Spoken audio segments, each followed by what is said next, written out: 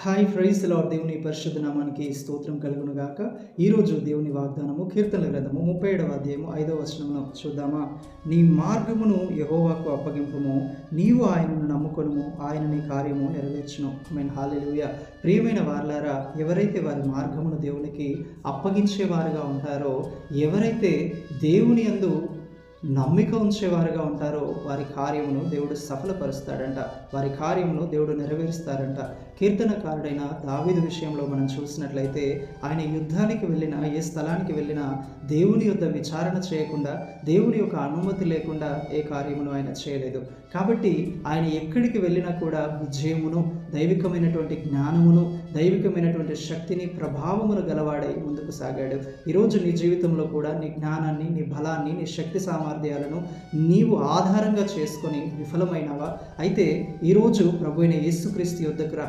నీవు నీ మార్గమును, నీ స్టడీ విషయంలో అయినా, నీ ఎగ్జామ్స్ విషయంలో అయినా, నీ ఉద్యోగం విషయంలో అయినా, నీ వ్యాపారం విషయంలో అయినా, నీ బిడ్డల భవిష్యత్తు విషయంలో అయినా, నీ గృహం విషయంలోనైనా, ఏ విషయంలోనైనా సరే, నీకు కలిగిన ఏ శ్రమలోనైనా సరే, దానిని నీవు దేవునికి అప్పగించగలిగితే, దేవుడు నీ ప్రార్థనను ఆలకించి ఆయన నీకు సహాయం చేసి నీ కార్యములన్నింటినీ ఆయన నెరవేరుస్తాడు. తన కృపను నీకు చూపిస్తాడు.